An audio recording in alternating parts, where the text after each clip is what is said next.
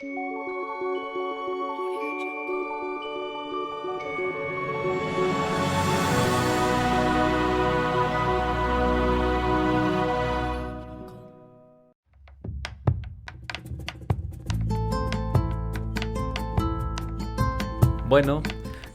sean todos bienvenidos a este ya sexto capítulo de su podcast El Multiverso Cultural. El programa en donde comentamos sobre culturas, personajes y leyendas que se ganaron un lugar especial en los rincones de la historia. Porque siempre habrá algo interesante que contar y como cada capítulo, ya en este sexto capítulo, me encuentro nuevamente con mi compañero y amigo, el señor Gianfranco Pomiano. ¿Qué tal, Gian? ¿Cómo estás? ¿Qué tal, Hans? ¿Cómo estás? Un gusto nuevamente de iniciar este nuevo capítulo, la segunda parte. Y bueno, pues muy contento nuevamente de estar aquí. Así es, Vamos a empezar con fuerza este nuevo capítulo. Así es, porque nos habíamos quedado en un momento muy importante de la historia, como la independencia, y pues habíamos visto algunos antecedentes, más que nada, más que entrar al acto de la independencia como tal. Habíamos visto los antecedentes, lo que había pasado en España, que era todo un chanchullo, era en España en ese momento, ¿no? O un caos. Así es. La cosa estaba brava. Y pues también íbamos viendo los movimientos precursores que había, ¿no? Como los de Tupac Amaru, que fueron tan importantes para luego entender en lo que desembocaría el movimiento o el pensamiento libertario, ¿no? En todo, en el Perú y en toda América, ¿no? Y totalmente, Hans. Así es, pues ahora vamos a ver cómo termina, cuál es el desenlace de toda esta historia. Perfecto. Así es. Iniciemos, Hans. Entonces, ahora vamos a ver un momento lo que estaba pasando en España, porque recordemos que acá en el Virreinato del Perú se estaban librando muchas causas en muchos movimientos separatistas, ¿no? Pero no había llegado una fuerza grande como lo serían las corrientes libertadoras, ¿no? Y estaban todavía en esta situación de los movimientos precursores de la independencia. Pero en ese momento en España hubo un combate muy importante a destacar, que es la batalla de Bailén. Esta batalla tuvo lugar el 19 de julio de 1808, enfrentando a un ejército de 21.000 soldados franceses contra 27.000 hombres que conformaban la resistencia española. Si bien para los españoles fue un combate memorable, pues este significó la primera gran derrota del ejército napoleónico en la península ibérica, también tuvo un elemento significativo para la causa de la independencia de América. ¿Por qué decimos esto? Pues será interesante saber que en esta batalla participó un personaje muy importante en la independencia del Perú.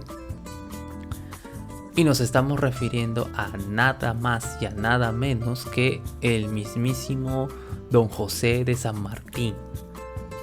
El mero mero estaba ahí.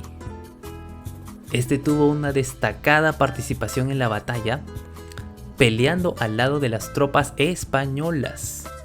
Una cosa que parece irónica cuando vemos en retrospectiva todo. Pues era en ese momento era ayudante de campo del marqués de Coupigny, y pues estaba peleando prácticamente del lado del bando español, cosa que luego veríamos cómo se voltean las tortillas cuando se genera la causa de la independencia, ¿no es así, señor Gianfranco? ¿Qué te parece esto? Así es. Qué curioso, ¿no, Hans? Que justamente el giro de la historia, el giro dramático. Unos años después estaría estaría ya enfrentándose al ejército español, ¿no? Sí, sí. Y mira, pero esta batalla, la que tú mencionas, la batalla de Bailén, fue un enfrentamiento entre los españoles y franceses que tuvo lugar, como bien mencionabas, pues, ¿no? El 19 de julio de 1808 en el sur de España. En el contexto de las guerras napoleónicas, un poquito para hacer un repaso ahí, pues, ¿no? Haremos un breve repaso de esta batalla. En esta batalla se enfrentaron, pues, a 21.000 veteranos franceses comandados por el general Pierre-Antoine Dupont contra 27.000 españoles del ejército de Andalucía, ¿no? Dirigidos por el general Francisco Javier Castaños. En Bailén fue el primer triunfo de los españoles sobre las tropas de Napoleón, ya que las tropas francesas habían ocupado España, y fue la primera derrota de Napoleón en campo abierto. La leyenda cuenta que cuando Napoleón se enteró de la noticia, se puso furioso y decidió meterse él mismo a dirigir sus tropas en España, ¿no? Una mala noticia para los españoles, porque una cosa era derrotar al general Dupont, y otra muy diferente, vérsela con el mismo Napoleón, pues, ¿no? En el campo de batalla. Claro, y sí. Totalmente, bueno, pues ahí complicada, se le complicó la situación. Bueno, entonces, ya me imagino, ya. Bailén, esta batalla de Bailén ya tiene un significado acá, pues, ¿no? Que los franceses no eran imposibles de derrotar, pues, ¿no? Que podían ser derrotados. Claro.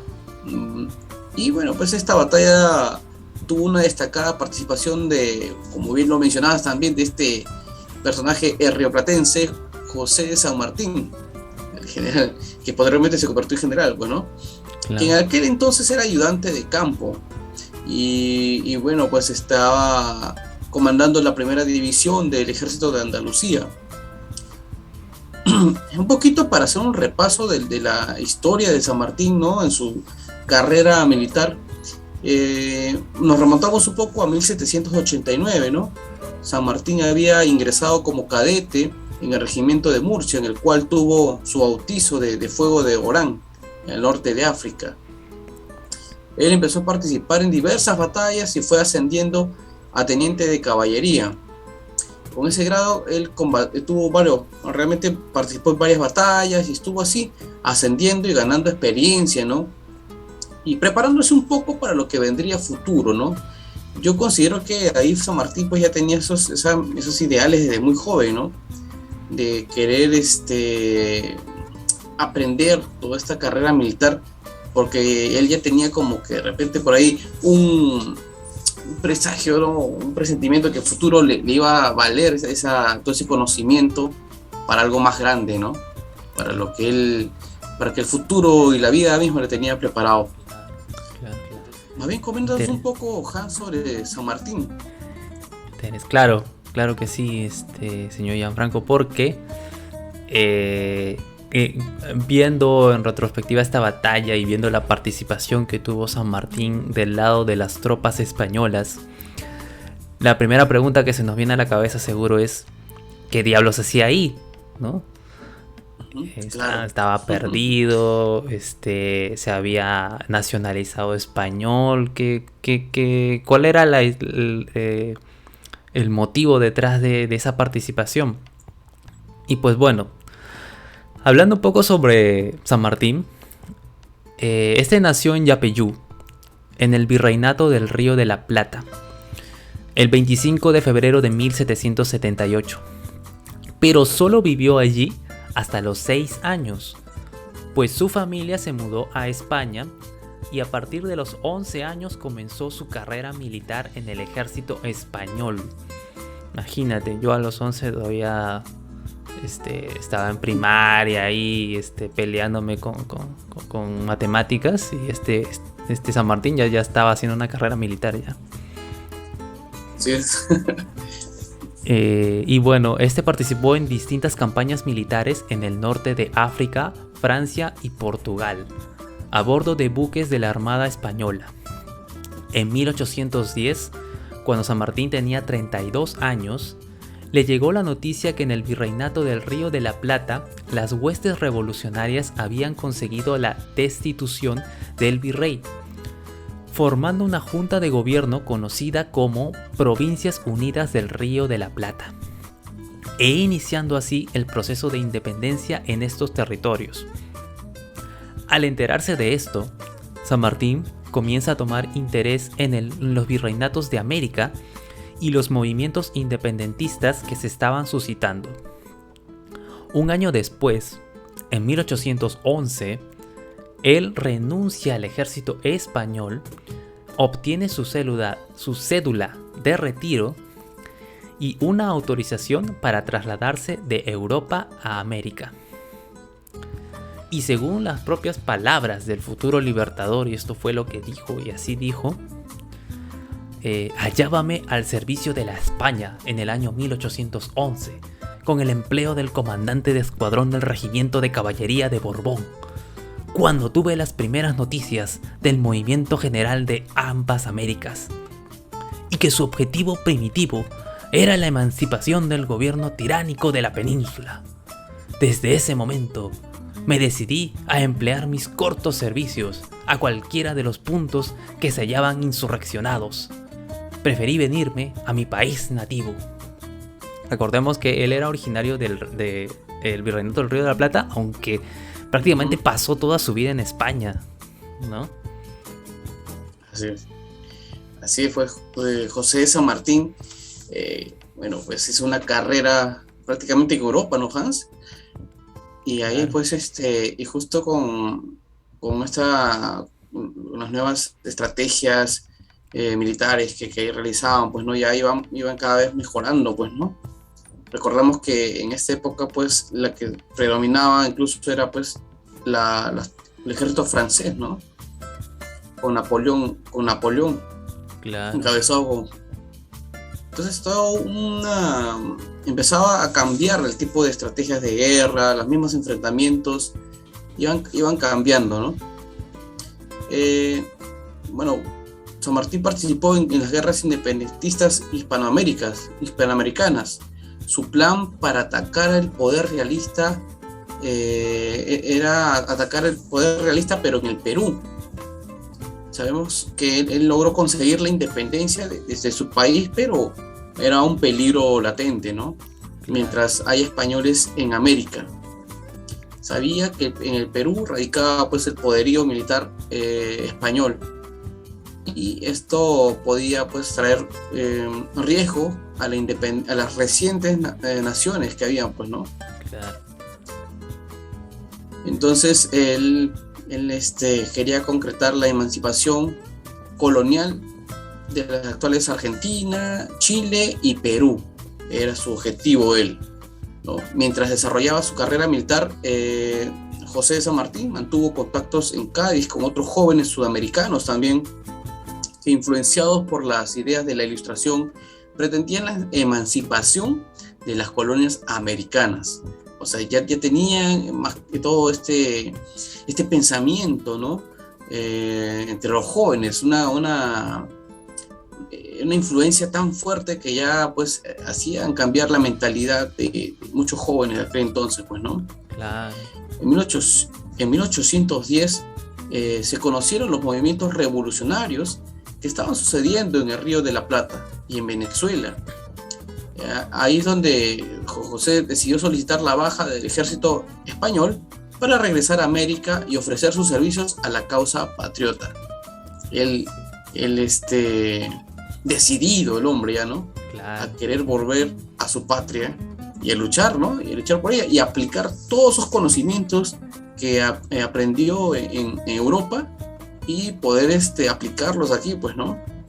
Por eso que empezó, como era muy talentoso y muy hábil para lo que era las tácticas militares, pues pudo dirigir, pues, ¿no?, tropas aquí ya en América. Claro. Coméntanos un poquito, Hans, sobre su motivación, sus palabras inspiradoras.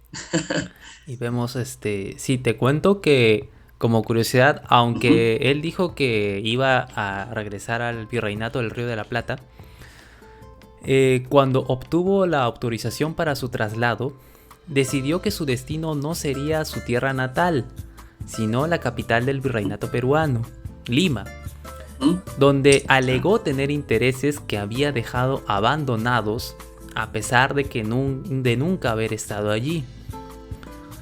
Y luego, cuando todo estaba listo para su viaje, el general nuevamente cambia su parecer y decide ir a Inglaterra, donde permaneció 4 meses y estableció contacto con otros hispanoamericanos interesados en la emancipación, que son los que tú comentabas, ¿no, señor Yang? Que San Martín llegó a tener esta relación, esta red de contactos, ¿no? que luego sería importante para su planificación para armar su corriente independentista, ¿no? Además de establecer contactos con personas vinculadas al gobierno británico, que luego vamos a ver que ellos tenían mucho que decir en todo este asunto. Y es a través de estas acciones que podemos ver los dotes para la política del futuro libertador, tanto por las relaciones diplomáticas que formó con posibles aliados, pero sobre todo por el hecho de hacer una declaración, luego negarse a sí mismo y afirmar lo contrario. Y todo para que al final termine haciendo algo completamente diferente a lo que prometió. Algo que sin duda es un rasgo muy distintivo de todos los políticos. Vemos que tenía una carrera militar, pero también como que tenía un poco de sangre de político, ¿no? Porque aprovechaba el hecho de decir que iba a Lima, por ejemplo, por el hecho de que no, es que yo tengo intereses allí, tengo que ir ahí a ver, no, tengo algunas tierras, algunos negocios, ¿no? Pero claro, todo eso no era verdad. Y luego decidir a Inglaterra como una manera de planificar más preparar, mejor dicho, su red de contactos que luego lo ayudarían en el proceso, en su corriente libertadora, ¿no? Así es, Hans. Él, bueno, pues tenía este círculo, tenía estos contactos, sociedades secretas en las que él mantenía, pues, ¿no? Claro. No sé si habrás escuchado de sus logias, ¿no? Sí. Y la que trajo también de Europa. Claro, de hecho en Europa habían una serie de logias que vamos a ver un poquito de eso, ¿no? Porque, por ejemplo, en Londres, San Martín se enteró de que existían grupos revolucionarios como la Gran Hermandad Americana, una logia fundada en 1797 por Francisco de Miranda, que combatía por la independencia de Venezuela y cuyo objetivo era liberar América con la ayuda financiera de los ingleses. Y aquí hay que hacer un paréntesis, porque cabe indicar que aunque el término logia esté vinculado a la masonería, o sea, generalmente se le vincula a la masonería, que es esto a su vez, para simplificar, para decirlo rápido y mal, es un tema muy extenso que en sí es básicamente una asociación, grupos de personas que se reúnen para debatir temas filosóficos e intelectuales. No sabemos si debaten algo más, pero eso es lo que por definición se dice de una logia, ¿no? Sin embargo, las logias relacionadas al proceso de independencia eran más bien organizaciones políticas secretas y no religiosas. Aunque esto no significa que no haya habido miembros masónicos en sus filas. Que de hecho hay que decir, según Sergio Martínez, un historiador chileno, el propio Francisco de Miranda estaba vinculado a la masonería. Y en el caso de nuestro estimado San Martín, habría entrado a la logia Integridad de Cádiz, lo que tú comentabas, ¿no? En Cádiz, que luego pasó a la logia de Caballeros Racionales número 3. recibiendo el tercer grado dentro de la organización.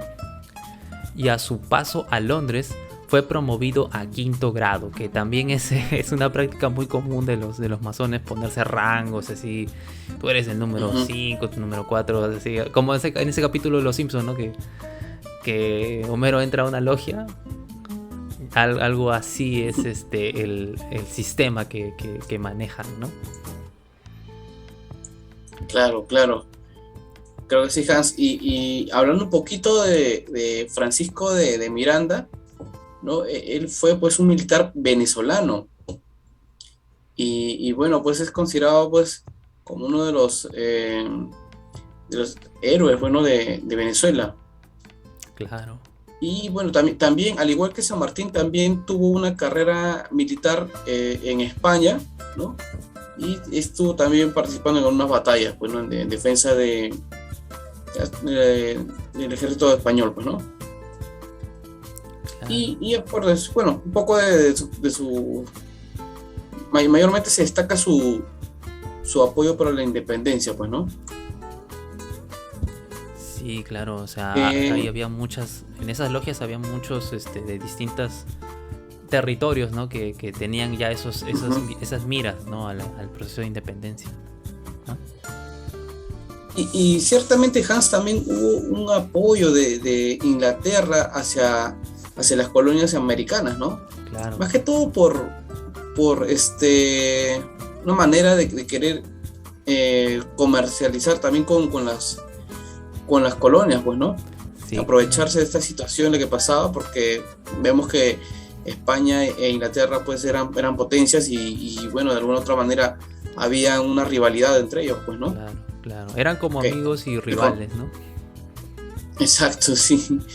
Y bueno, pues entrando al contexto, también estaba desarrollándose la revolución industrial, en la cual pues necesitaban bastante materia prima, ¿no? Claro. ¿Y de dónde podían conseguirlo? Pero de las colonias, pero ya entrábamos en una situación donde el mundo cambiaba ya el pensamiento y era más que todo pues un pensamiento liberal en la forma de que ya no se expulsara la esclavitud, ¿no? Claro. Y qué curioso que mencionas a Inglaterra, porque justamente vamos a hablar de eso. Pero sí era conocida la rivalidad que existía entre estos dos reinos colonizadores. Como tú comentabas, me acuerdo de la primera parte en donde tú comentabas cómo España en algún momento llegó a aliarse contra Inglaterra, ¿no? Y luego ellos como que se quedaron con esa pica y querían revolverles el favor. Y siento que siempre estaban en esa rivalidad, ¿no? Como ambos eran potencias, ¿no? Siempre se tenían ahí la mira. El deseo de Inglaterra de apoderarse de parte de estos establecimientos españoles en América era por el hecho de ampliar sus bases comerciales y compensar la pérdida de sus colonias en América del Norte. Porque recordemos que la independencia de Estados Unidos fue en 1776. O sea, para estas épocas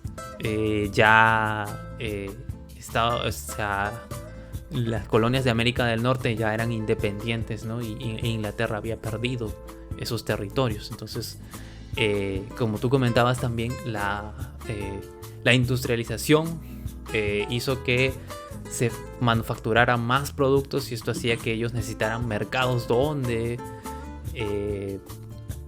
comercializar, ¿no? Todo eso es lo que producían, ¿no?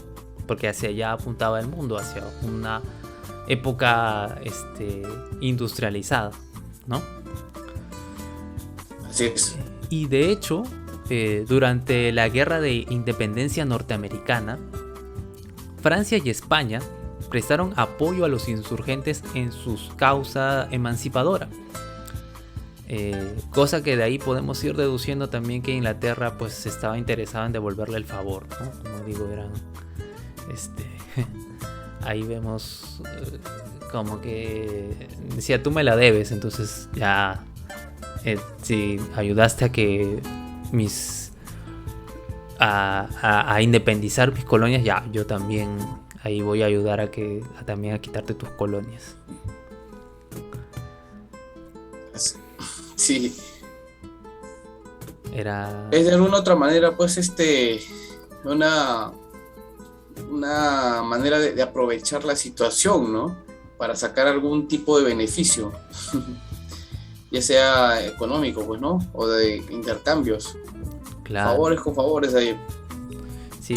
Lo que pasa es que Inglaterra que veía en las futuras nacientes estados, pues, ¿no? Países, una manera de un lazo, manera de conectar con estos nuevos países, pues, ¿no? Y por ahí aprovecharse también, porque al ser nuevas naciones recién nacientes, pues, quería aprovechar más que todo sobre eso, pues, ¿no? Y eso se ve reflejado después en la Guerra del Pacífico, pues, ¿no? Una manera de querer tomar las riquezas e incluso, pues, a tal punto de entrar en estos conflictos bélicos, pues, ¿no? Y al final los beneficiados son ellos, pues, ¿no? Claro. Me acuerdo que una de las partes de la independencia de Estados Unidos es precisamente por el hecho de que Inglaterra quería venderles productos que ellos, no, o sea, a fuerzas quería venderles, por ejemplo, todo este tema del té, ¿no? Que querían venderle cantidades así de té y ellos pues no querían, no, pero estaban obligados porque eran una colonia. Entonces, fue una de las causas, ¿no? Obviamente la independencia de Estados Unidos, igual que acá, tiene muchísimas causas, ¿no? Y tiene muchísimas caras. Así es. Pero uno de los puntos anecdóticos fue ese, ¿no? Que querían venderles té en cantidades así que ellos ni siquiera consumían té, ¿no? Entonces, por esa parte también dijeron, no, ¿para qué diablos nos estás vendiendo esto? Pero era también un signo de lo que estaba pasando, ¿no? Que Inglaterra estaba entrando a una etapa de industrialización y toda Europa estaba entrando a eso, ¿no? Claro, sí, totalmente. Y bueno, pues cada país siempre trata de buscar un beneficio de esas situaciones, pues, ¿no? Claro, un poco sacar ventajas sobre los otros países. Claro, eso sí. Que es casi como lo que está haciendo Estados Unidos y otros países potentes en esta época, ¿no? Pero sí, es verdad, Inglaterra también como potencia pues buscaba lo mejor para sí mismo, ¿no? Y es precisamente un aspecto de este apoyo de Inglaterra en la independencia que tiene que ver con el llamado Plan Maitland. Este Plan Maitland era una estrategia propuesta por Sir Thomas Maitland, militar escocés y miembro del Parlamento británico, y cuyo el objetivo del plan era asegurar mercados para la manufactura inglesa, quien estaba en la vanguardia de la revolución industrial y por lo tanto necesitaba territorios para vender sus productos. Ya vemos que los americanos ya los botaron, los mandaron a la chingada con su té. Entonces necesitaban nuevos mercados. El plan inicial de Maitland era capturar Buenos Aires y Montevideo con un ejército de 100.000 hombres, cuya base debía provenir de la India. Una estrategia que parecía más que viable. Pero cuando Maitland presentó su plan, fue rechazado por el entonces ministro Dundas, pues deseaba un plan más ambicioso que abarcara todo Hispanoamérica. O sea, presentó así bonito su plan con diapositivas y todo así bacán, trató de venderle la idea, pero le dijeron que no, que lo rehiciera porque no era lo que ellos estaban buscando. Entonces, luego de que lo mandaran a corregir, Maitland regresó con un plan final, el cual ahora contemplaba que una vez tomados los asentamientos del Río de la Plata, se debía cruzar la cordillera de los Andes para independizar Chile y desde allí invadir por mar el virreinato del Perú. Este último punto fue el gran aporte del plan, puesto que hasta ese momento no se había contemplado a Perú como la pieza clave para acabar con el dominio español en América. Sin embargo, a pesar de que el plan fue aprobado y le pusieron una estrellita en la frente a Maitland, el plan no se llegó a realizar, pues el ministro Dundas cayó en desgracia ante el rey Jorge III por pretender la unión de Inglaterra e Irlanda con libertad de culto a los católicos, cosa que enfureció al rey. Dijo: ¿cómo puede ser? Esto es sacrilegio, esto es una ofensa. Se puso así histérico el rey. Y aunque siempre se quiso llevar a cabo este plan hasta 1806, la presencia de Napoleón alteró las prioridades de los ingleses. Lo curioso es que cuando San Martín llega a América, este sigue los mismos pasos estipulados en ese plan. O sea, ese prácticamente fue la estrategia de San Martín, ¿no? Primero Río de la Plata, luego Chile y luego el Virreinato del Perú. Lo cual podría indicar que este tuvo acceso al plan a través de la red de contactos en las logias de Londres. Sin embargo, esto sigue siendo materia de discusión entre los historiadores. Aunque a mí me parece que podríamos decir que sí. Quizás no tuvo un acceso completo, pero sí escuchó un poco ¿no? Escuchó los rumores o algo de este plan, ¿no? Claro, yo también considero lo mismo, ¿no? Que al tener ahí, bueno, pues el acceso prácticamente, pertenecer y tener contactos, es muy probable que haya podido tener conocimiento de este plan, pues, ¿no? Y a detalle, ¿no? Claro. Y un poquito también para mencionar, Hans, San Martín ya en 1814, él ya era comandante del Ejército del Norte, ¿no? Y él comprendió que era imposible llegar con todo este tema del plan de Maitland. Pues él se puso a evaluar, ¿no? Y vio que era imposible llegar a Lima a través del camino del Alto Perú, el actual Bolivia.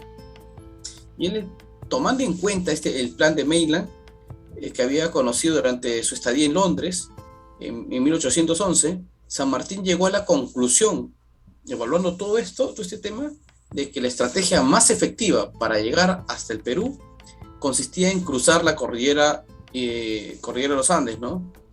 Por la altura de Mendoza, pasar a Chile y de ahí remar una flota con la cual atacaría Lima desde el mar. A este plan que San Martín elaboró para derrotar a los realistas se llamaba Plan Continental. Y llevó a cabo este plan, pues, ¿no? Pero antes de eso, pidió al directorio que le nombrara como gobernador intendente de Cuyo, a cargo que se fue concedido en agosto de 1814, más o menos, para ir dando cuenta de más o menos en qué año se fue dando, ¿no? Y en septiembre, el 7 de septiembre llegó a Cuyo acompañado de su esposa Remedios de Escalada, y se instaló en Mendoza para organizar un pequeño ejército, pero bien disciplinado. Es más o menos, vemos aquí que tuvo influencia de este plan, ¿no? Este plan de Maitland, y de ahí él llegó a la conclusión de que la manera más viable era cruzar los Andes, llegar a Chile, y de Chile embarcarse, pues, en barcos, ¿no? Para poder llegar a las costas de Lima, pues, ¿no? Y atacar por ahí. Así es. Y pues bueno, aquí inicia la corriente libertadora de San Martín, ¿no? Conocida como la corriente libertadora del sur, la cual se fue llevando paralelamente a la corriente libertadora del norte, encabezada por Simón Bolívar.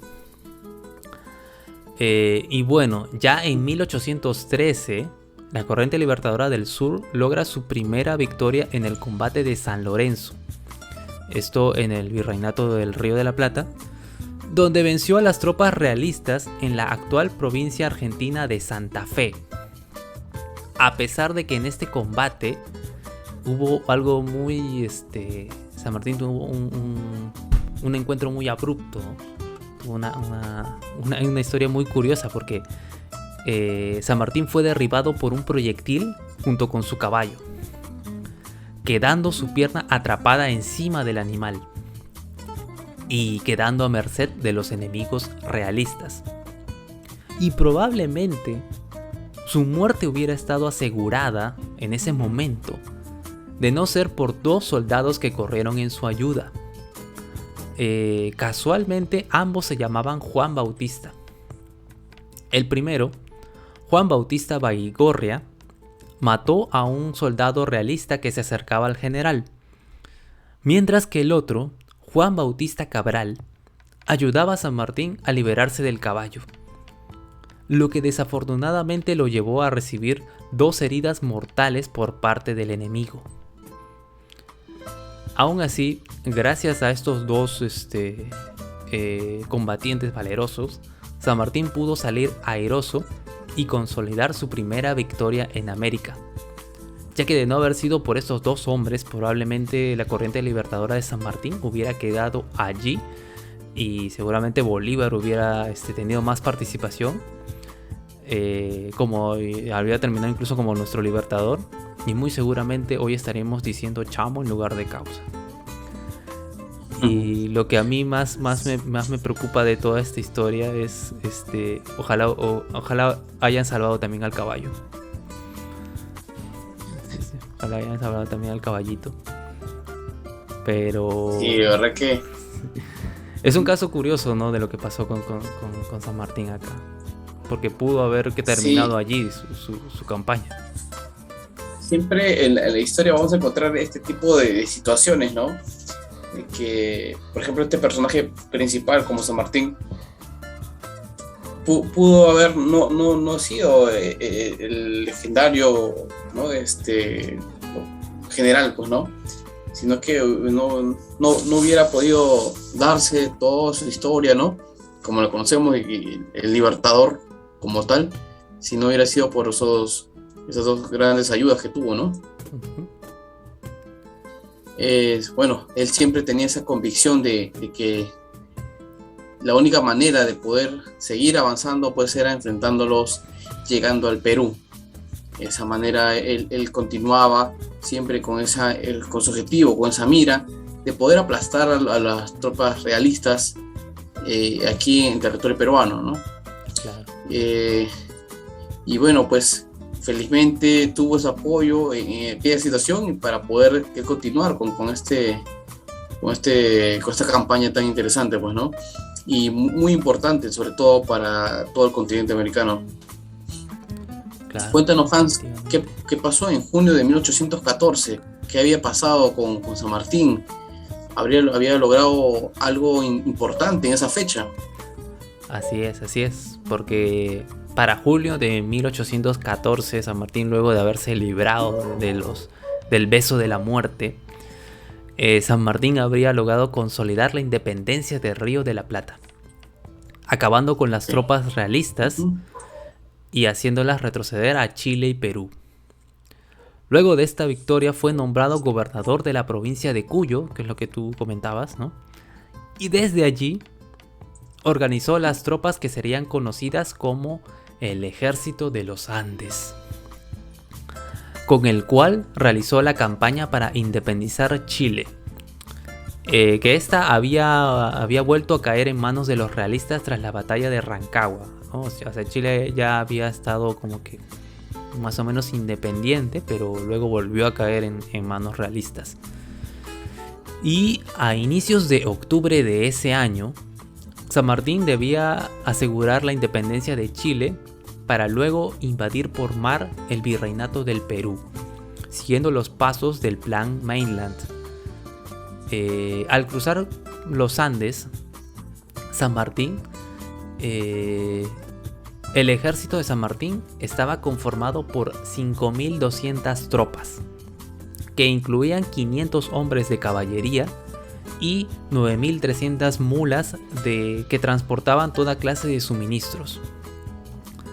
Durante este viaje, San Martín tuvo problemas de salud debido a dolores provocados por una úlcera. Aún así, el libertador seguía incansable en su labor. Y según el historiador Felipe Pigna, el general se dirigía así a sus tropas: compañeros del ejército de los Andes, la guerra se la tenemos que hacer como podamos. Si no tenemos dinero, carne y tabaco, si no tenemos dinero, carne y tabaco no nos tiene que faltar. Cuando se acaben los vestuarios, nos vestiremos con la bayetilla que nos dejan nuestras mujeres, y si no, andaremos en pelota, como nuestros paisanos los indios. Seamos libres y lo demás no importa. Compañeros, juremos no dejar las armas de la mano hasta ver el país enteramente libre, o morir con ellas como hombres de coraje. Esas fueron sus palabras, así dijo. Y esto, pues al parecer, inspiró a las tropas, ¿no? Le dio más uno de ataque a sus tropas. Pues comenzaron con el pie derecho esta campaña hacia Chile, venciendo a las fuerzas realistas en la batalla de Chacabuco el 12 de febrero de 1817. Tras lo cual, hubieron una serie de enfrentamientos que culminaron con la batalla de Maipú el 5 de abril de 1818, en el que el ejército de los Andes derrotan a los realistas comandados por Mariano Osorio, quien recientemente los había vencido en la batalla de Cancha Rayada. Pero, con esta victoria, había logrado la independencia de Chile. Y San Martín rápidamente, sin perder el tiempo, el tipo estaba así imparable, todo un emprendedor, no tenía tiempo de descansar y preparó todo para llegar rápidamente al Perú, pues desde allí se organizaba la mayor cantidad de fuerzas realistas que amenazaban la independencia de otros países. Ajá. Estaba contra el tiempo y ahí Sí, tenía que movilizarse rápidamente para poder atacar en el momento, o atacar o mantenerse ahí, pues no estar a la defensiva, ¿no? Y a la defensiva y a la ofensiva también. No podía quedarse, tenía que ganar la posición San Martín. Claro. Se ve que eran años previos a la independencia, a la proclamación de la independencia. Uh-huh. Y bueno, pues entre los años 1814 y 1817, con el apoyo de los mendocinos y patriotas chilenos exiliados y a pesar del escaso apoyo del gobierno central, San Martín logró organizar la campaña, como bien se mencionaba, ¿no? Claro. En enero de 1817, empezando el año nada más, inició el cruce de la cordillera de los Andes. Y el 12 de febrero enfrentó y venció al ejército realista en la batalla de Chacabuco. O sea, ahí pegadito nada más. En Claro. 1917 cruza los Andes y en febrero, el 12 de febrero ya empezó el ataque, pero bravo, con una batalla pues épica en la batalla de Chacabuco. Más conocido con Chacabuco, pues es muy importante porque ahí empieza a dar pues, sus primeras enfrentamientos y victorias también, pues, ¿no? Luego de una derrota en Cancha Rayada, porque ahí sí tuvo una derrota en Cancha Rayada, estoy bien rayado ese enfrentamiento, pudo consolidar la independencia de Chile, ¿no? Luego de una derrota, logró consolidar la independencia de Chile al derrotar definitivamente a los realistas en la batalla de Maipú, una batalla importante, en abril de 1818. Imagínate, esos años son sumamente importantes y decisivos para San Martín, ¿no? Y en septiembre de 1820 logró desembarcar en Perú. Y en julio del mismo año, pues, del siguiente año declara la independencia, ¿no? Pero vemos que estos años, 1816, 17 hasta 1821, pues fueron años pues, bastante importantes y decisivos, ¿no? Claro. Desde que cruzó la cordillera de los Andes, pues los enfrentamientos que tuvo que pasar y sobre todo el apoyo también que recibió, pues, ¿no? De los chilenos. Claro. Y sobre todo pues la llegada acá. Pero al llegar a Lima, pues no todos los limeños querían ser independizados, ¿no? Habían otro tipo de intereses también y bueno, pues otro era también la ¿cómo se dice? La cara, ¿no? Sí, fue un no poco... todo el mundo quería ser independizado. Claro. Es que Lima era casi el centro de todo el virreinato, porque en un primer momento, como vimos en la primera parte, ¿no? El virreinato o las colonias españolas eran prácticamente todo el virreinato del Perú era la colonia de España, ¿no? Y luego se fue dividiendo en distintos virreinatos y capitanías, ¿no? Y obviamente toda la gran parte de la nobleza de los españoles, de los nobles importantes estaban en Lima. Entonces era prácticamente, como lo habíamos dicho en la primera parte, era el bastión realista, ¿no? De América. Pero bueno, tenemos que también tener en cuenta el valor del ejército de los Andes, ¿no? Que fue el que acompañó a San Martín y que le permitió tener todas estas victorias, ¿no? Y justamente, hablando un poco sobre el ejército de los Andes, era un cuerpo militar de tropas del Río de la Plata y de tropas chilenas. Unas tropas bien disciplinadas, a las que poco a poco se les fue sumando más miembros, y fueron apoyados por grupos como las montoneras y las guerrillas. Y un detalle a tomar en cuenta era que gran parte del ejército era formado por esclavos afroamericanos. Según Omar Frexa, historiador de la Universidad de Buenos Aires, el ejército de los Andes contó con un aproximado de 5.000 efectivos, los cuales entre el 40 y el 50% era afro, es decir, unos 2.500 hombres. San Martín tuvo un trato muy cercano con varios de los afrodescendientes de su tropa y expresó la simpatía por ellos. El médico de confianza de San Martín era un negro de Lima y uno entre sus favoritos era un cocinero negro, con el que gustaba conversar mucho. En una ocasión, el Libertador indicó que si los realistas eran los vencedores, los negros serían esclavizados de nuevo, por lo que con más tenacidad lucharon por la causa patriota, ¿no? Claro, de verdad que solamente esta corriente, ¿no? de libertad, pues motivaba a cualquiera, ¿no? Imagínate pues tantos años, poco más, algo de 300 años de esclavitud, pues, ¿no? Claro. Donde tanto indígenas como negros y otro tipo de, por ejemplo, criollos, que también habían sido discriminados por los españoles, netamente, pues, ¿no? Y bueno, pues todo eso, pues, la independencia, los patriotas traían este cambio, pues, ¿no? Totalmente cambiar todo eso, ¿no? Aunque no fue del todo el cambio, ¿no? Porque hubo muchas cosas, los negros todavía fueron esclavizados, si no tuvo que llegar todavía Ramón Castilla todavía para poder liberarlos del todo, ¿no? Claro. No, lo que sí prometía San Martín era libertad de vientre, ¿no? Donde puedan la descendencia de estos esclavos negros puedan ser libres, pues, ¿no?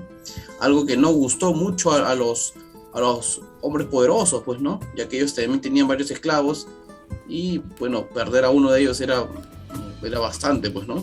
Claro. Entonces, ese entorno también, ese contexto en el cual ellos se vivían, pues, ¿no? En ese entonces, esos pensamientos hacía que se complicara mucho más, ¿no?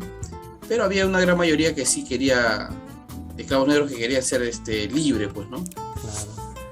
Todo un proceso. Y pues bueno, también hablando de su contraparte del ejército de los Andes, que sería el ejército realista, estaba conformado por diversos grupos sociales, afiliados por intereses políticos y económicos, que buscaba el favor de la corona española. Según Cristiana Maceo, doctora en Ciencias Sociales por la Pontificia Universidad Católica del Perú y especialista en Historia por la Universidad de Buenos Aires, ella nos comenta que el ejército realista estuvo integrado por oficiales españoles y milicias tanto urbanas como rurales.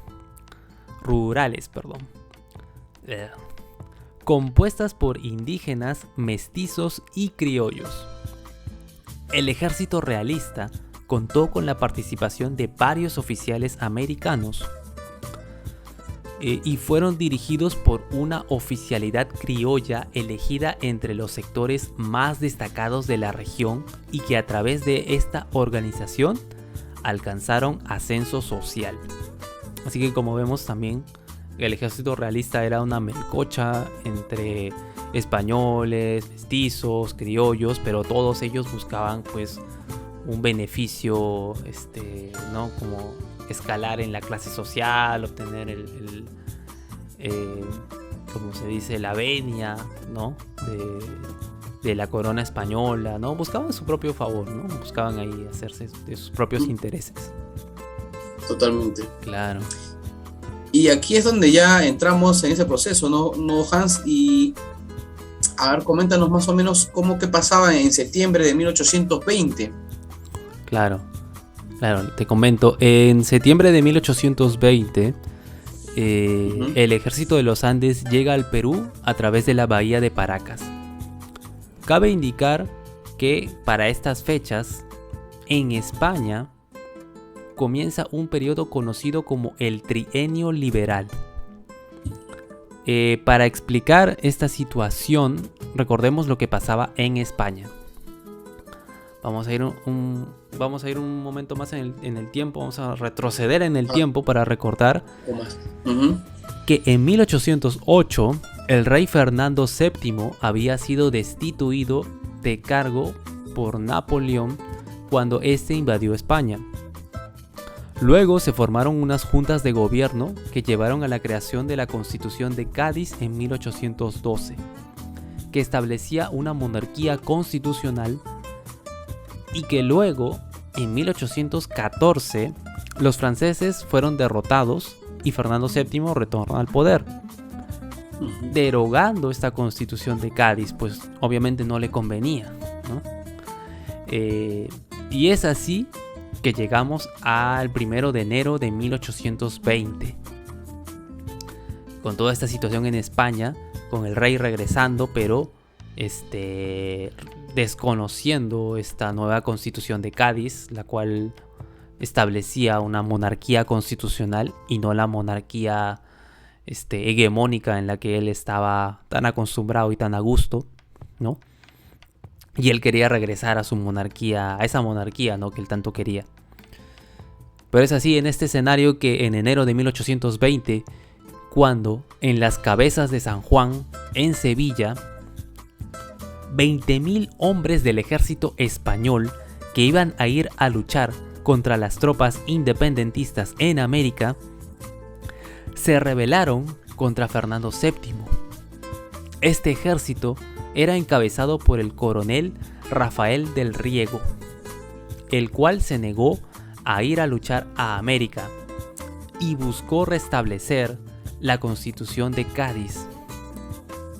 Esto significó que las tropas realistas en el virreinato del Perú no recibieron refuerzos, por lo cual fue un evento decisivo para la causa independentista en América. Fernando VII fue obligado a juramentar ante la Constitución de Cádiz y asimismo Joaquín de la Pezuela, virrey del Perú de tendencias absolutistas y chupamedias del rey, también tuvo que firmar por esta constitución, pues desconocer esta equivalía a desconocer al rey, cosa que su lambisconería no estaba dispuesta a permitir. Así es. Mira cómo se van dando las cosas, la situación realmente no pintaba para nada bien. Ya se venía la caída de España prácticamente, ¿no? Era una crónica de muerte anunciada. Así es, y esto ya lo venían viendo también la nueva generación, esa generación de San Martín, que tenían estas ideas liberales, que venían viendo ya pues desde la Ilustración, ¿no? Es por eso que San Martín y muchos jóvenes, me imagino yo, que habían tenido la oportunidad de recibir una educación en Europa, pues veían una oportunidad de liberar pues a su país natal, pues no, a su pueblo, a su nación, ¿no? A la futura nación. Ellos ya tenían esa idea de crear una América libre, pues, ¿no? Más o menos esa era la idea de ellos, ¿no? Y bueno, pues vieron en esta invasión pues una manera de poder, de esta situación tan compleja que pasaba, todo un caos que había en España, pues de poder liberar, pues, ¿no? De sacar ventaja también de esto, ¿no? Claro. ¿Mm? Y es por eso que se enrumba San Martín hacia América, ¿no? Así. Y empieza a hacerle la campaña libertadora del sur, donde el cual pues pasa por la cordillera de los Andes con su ejército y se dirige por mar hacia el Perú. Pero ¿qué sucede tras la llegada de San Martín al Perú, Hans? Coméntanos un poquito sobre ese punto, ¿no?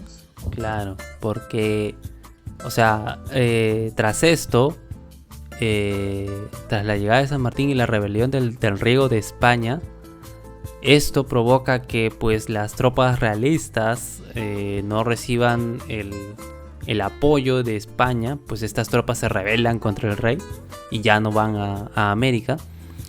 Esto obliga a las tropas realistas acá en América a acordar un alto al fuego,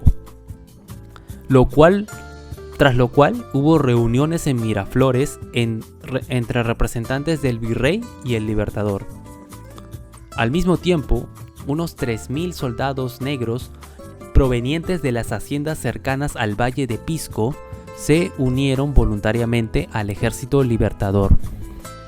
Sin embargo, como era de esperarse, no podemos arreglar las cosas con palabras y preferimos agarrarnos a porrazos.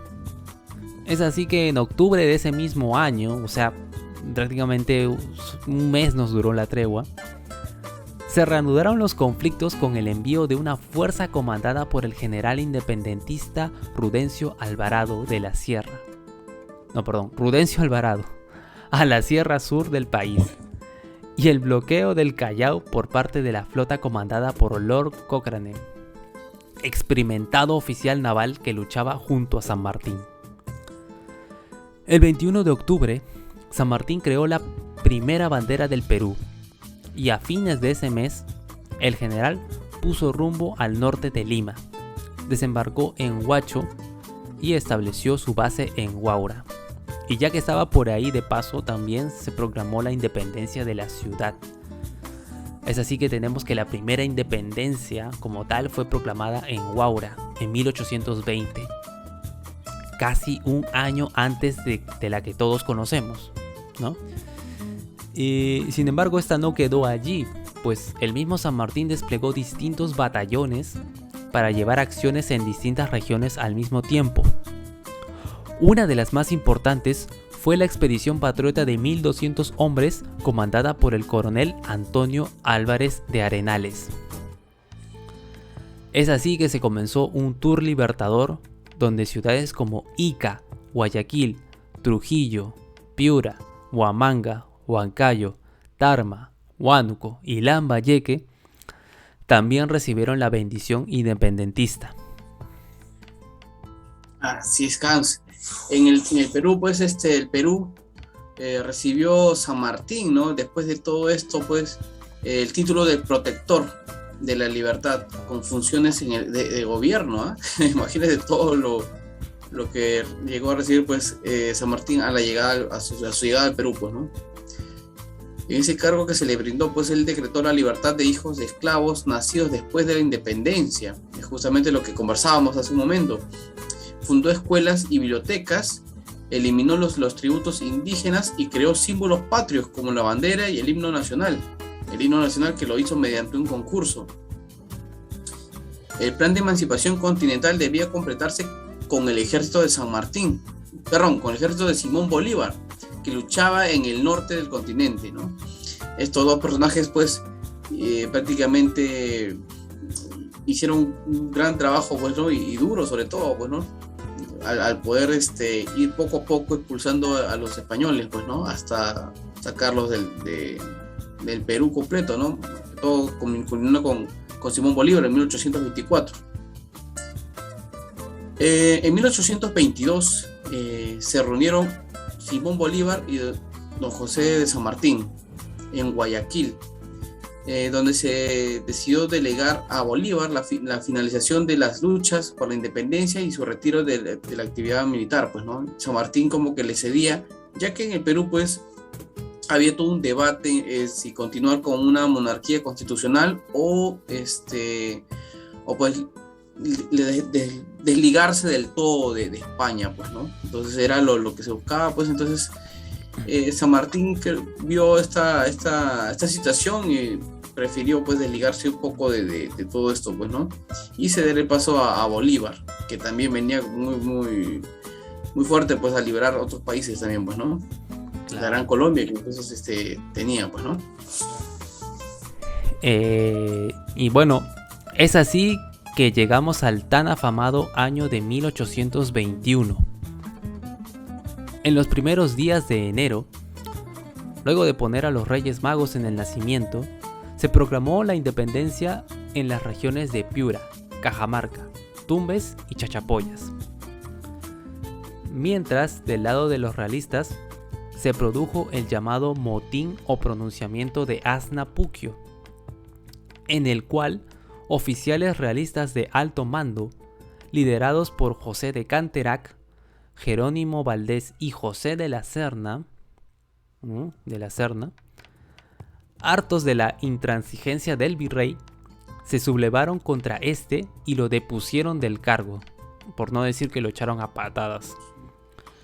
En su lugar fue nombrado José de la Serna, cargo que más adelante fue confirmado por el gobierno español. Este evento evidenciaba una reestructuración en el virreinato y un replanteamiento de cómo debía enfrentarse a las fuerzas independentistas. Es así como el 2 de junio se llevó a cabo la tan famosa conferencia en la hacienda Punchauca, ubicada en el actual distrito de Caraballo, donde San Martín y la Serna tuvieron su encuentro, ¿no? Su tan afamado encuentro. Allí el Libertador le propuso al virrey reconocer la independencia, pero estableciendo una monarquía constitucional, como era la tendencia europea. Digamos que San Martín estaba siguiendo esa tendencia. A la vanguardia siempre. A la vanguardia, sí. Sin embargo, estas negociaciones no dieron frutos. Incluso San Martín quería traer a un príncipe europeo para fungir como virrey del Perú, que luego vamos a ver cómo quedó ese tema. Pero al final estas negociaciones no llevaron a nada, y de esta manera el ejército realista abandona Lima en dirección a la sierra para formar una resistencia. Prácticamente huyeron, ¿no? Y dejaron el camino despejado para San Martín, nombrando como nueva capital del virreinato la ciudad del Cusco. Los ejércitos realistas, los remanentes, la resistencia, se fueron hasta allá y nombraron así como que capital del virreinato a Cusco. Y mientras, San Martín ingresa a Lima, y el 28 de julio de 1821, bueno, ya todos sabemos qué pasó, ¿no? San Martín proclama su tan afamado discurso: el Perú desde este momento es libre e independiente por la voluntad general de los pueblos y por la justicia de su causa que Dios defiende. Y bueno, estas palabras las pronuncia muy bonitas, y inmediatamente después de eso emprendió una serie de campañas infructuosas contra las fuerzas realistas que permanecieron en el país, y pues estas eran un peligro constante para toda la región, ¿no? Así es, Hans, totalmente.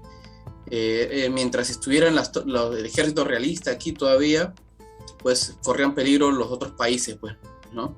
Entonces era importante poder expulsarlos a todos ellos y que los países pues ya puedan emprender solos, ¿no? Era muy riesgoso todavía que se mantengan ahí todavía, ¿no? Pero eso ya se logró expulsar a los realistas, a los tropas realistas, con la llegada con la campaña libertadora del norte, con Simón Bolívar. Con Bolívar ya empezamos en las batallas de campos de Junín y Ayacucho. Claro. Esas batallas es donde se logra expulsar ya del todo a los realistas, pues, ¿no? Y bueno, pues y así pues ya las expediciones libertadoras fueron otras de las causas que también pues ayudaron a la independencia de Perú, ¿no? Tanto las que venían del sur con San Martín y la del norte con Bolívar, ¿no?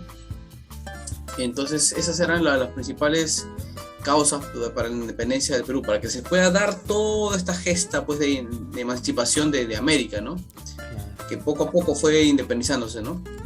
Claro. Pero también no podemos olvidar algunos otros personajes, otros movimientos de independencia que se realizaron, ¿no, Hans? Coméntanos un poco sobre eso también. Exactamente. Y exactamente como tú dices, Jan, llegados a este punto, creo que debemos hacer una mención especial.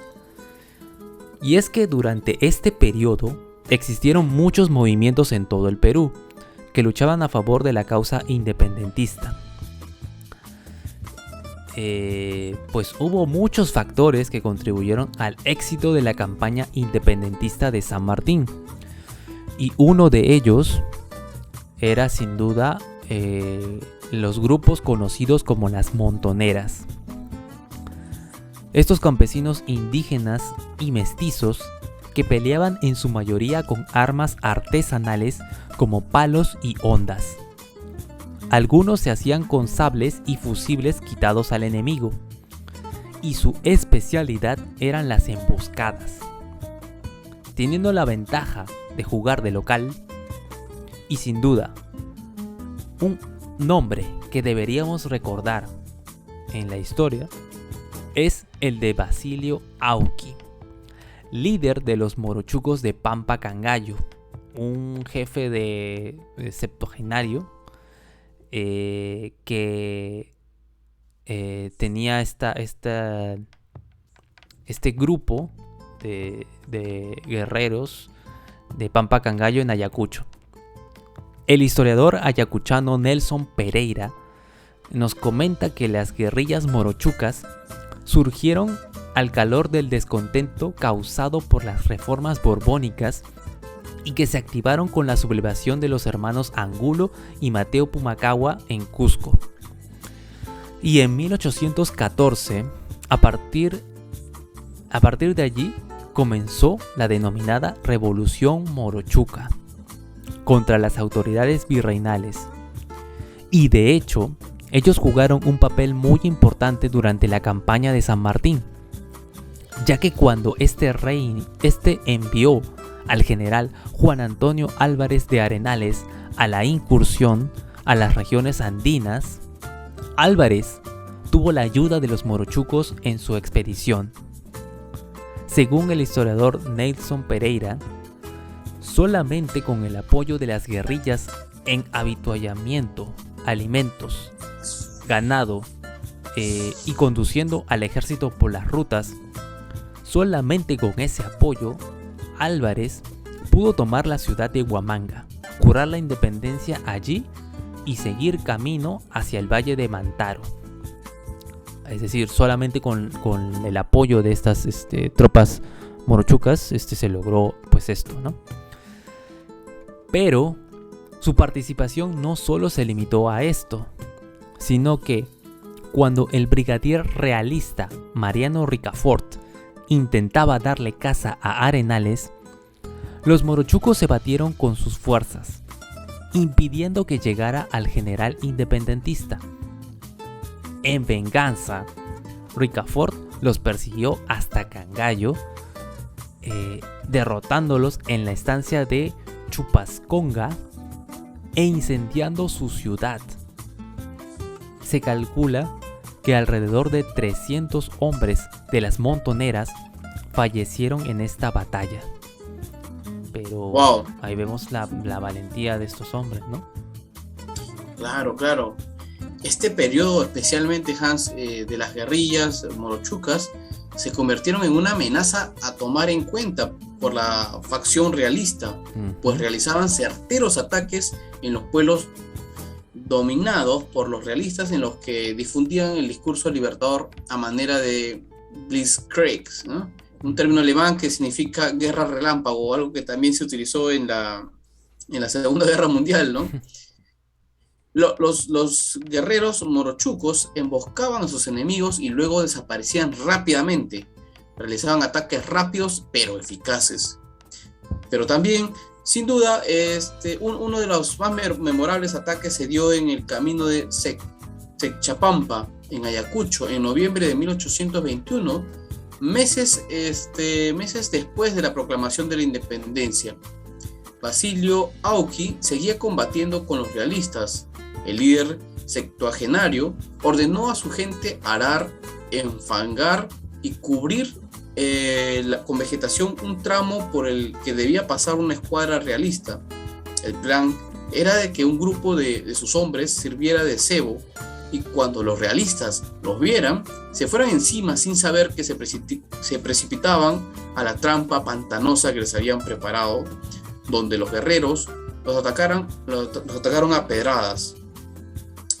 Muy bien, ese detalle pues, de atacar por guerrillas pues, es sumamente interesante, ¿no? Y también se utilizó en la antigüedad, ¿no? Bueno, y vemos acá un poco sobre esto, ¿no? La venganza de los militares españoles no se hacía esperar.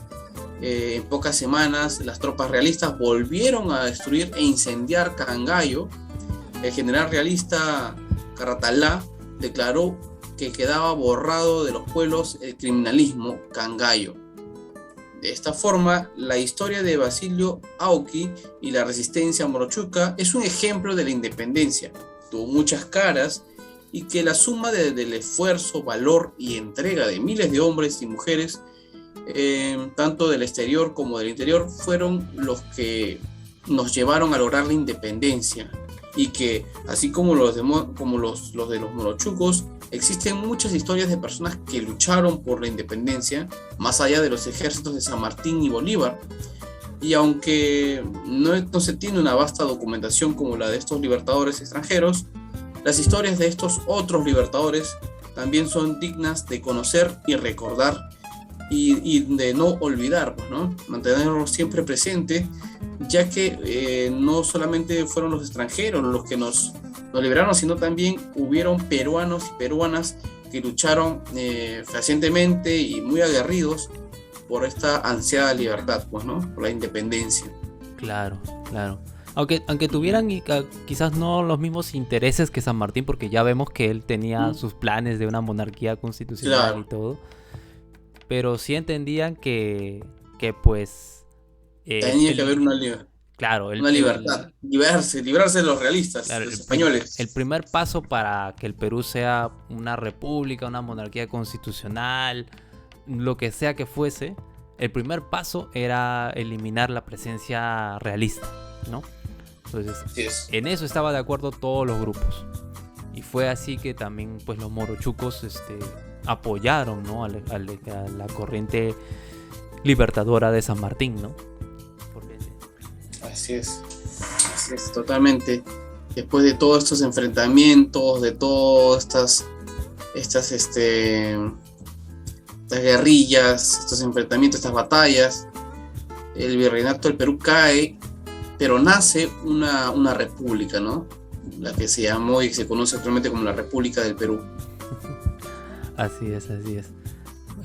Justamente ya para 1822 ya estaba establecido, bueno, ya se había proclamado al Perú como independiente, y se convoca a una asamblea constituyente cuyo principal objetivo fue definir el rumbo del territorio ahora independiente. Pero, como ya habíamos visto, San Martín no buscaba establecer una república como tal, sino una monarquía constitucional. Tal era su afán que envió una misión diplomática dirigida por 2 miembros del Consejo de Estado y hombres de confianza del Libertador. Estos eran James Paroicien y Juan García del Río. Esta comitiva tenía la finalidad de buscar un rey europeo para que viniera a gobernar. San Martín ya le había echado el ojo al príncipe de Sajona y Coburgo, hijo de Francisco de Sajona-Coburgo Saalfeld y de la condesa Agustina de Reus-Ebersdorf. Un poquito complicados estos nombres. Pero bueno, la cosa es que eran reyes europeos. Pero si príncipe de Sajona y Coburgo, hijo de Francisco de Sajona-Coburgo, no aceptaba, estaban permitidos ellos de buscar en otras casas reales para un candidato para ser rey acá en Perú. O sea que básicamente les dijo, mira, si este pata no acepta, lo que caiga es bueno. La cosa es que él quería un rey europeo acá. Claro. Pues bueno, Paroicien y García del Río desembarcaron en Gran Bretaña el 29 de agosto de 1822, siguiendo las órdenes de San Martín. Y iban muy bien, muy felices ahí en su misión, ¿no? Todo chévere, estaban ahí buscando al rey europeo. Sin embargo, el panorama político en el Perú se agitaba a favor de los que buscaban una república y en contra de los que deseaban instalar la monarquía constitucional, como era el caso de San Martín. Es así que, el 22 de noviembre, viendo que las tornas se habían vuelto en su contra, el tan dichoso protector del Perú lo dejó, se fue y ya no regresó ya a Perú.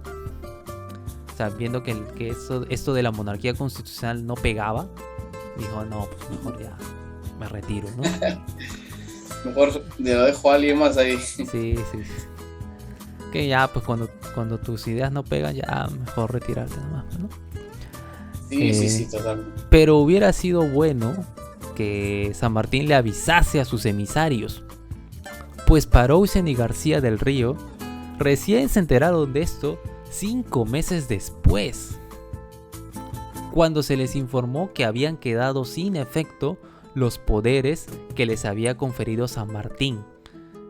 Y por lo tanto, la búsqueda de este príncipe europeo fue infructuosa. Y el Perú se quedó sin su monarca de Europa. Imagínate, nos hubiéramos podido ser gobernados por este príncipe de Sajona y Coburgo. ¿No? Cómo se dan las cosas, ¿no? Pero bueno, por algo no se dio. Quién sabe, de repente en el futuro se hubiera vuelto de repente a una colonia, o quizás ya no. Bueno, se quedará ahí.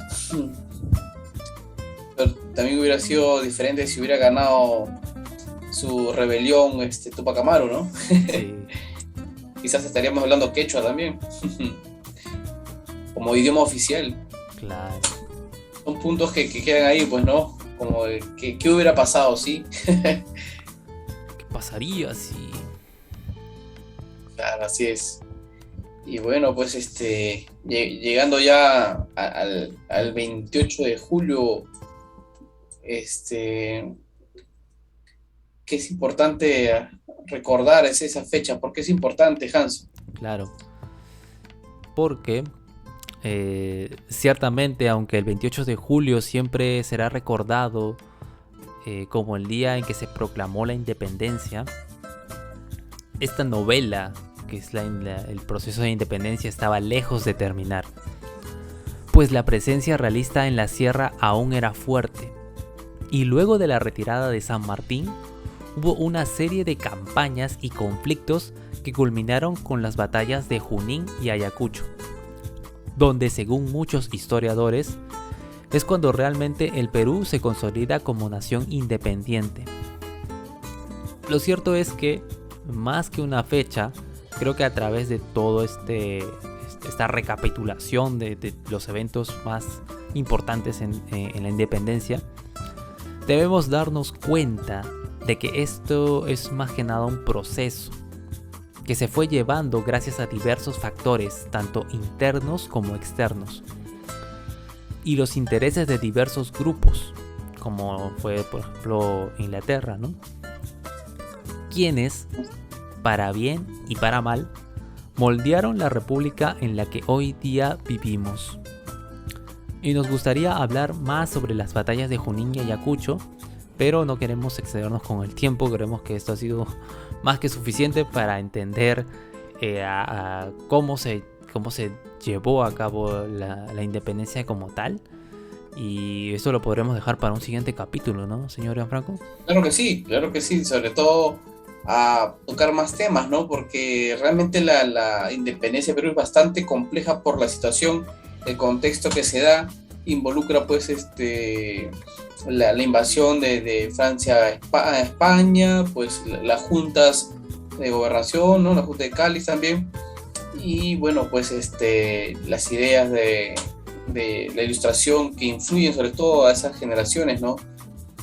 Y bueno, los personajes importantes como lo son pues San Martín, Simón Bolívar, que llegan con ese objetivo pues de sacar a los realistas de América, pues, ¿no? Claro. Pero cada uno tenía sus intereses. Claro, porque básicamente ya en esas batallas era eliminar lo que quedaba de las tropas realistas, ¿no? Eran la resistencia. Sí, porque ya España prácticamente estaba debilitada, pues, ¿no? Claro. Pero ahí entra otro problema, ¿no? Es así como donde Bolívar tenía otra mentalidad, ¿no? Veía también a Estados Unidos como un problema, como un posible invasor también, pues, ¿no? Y Bolívar quería plantear ahí una idea, así como la Gran Colombia, pues, ¿no?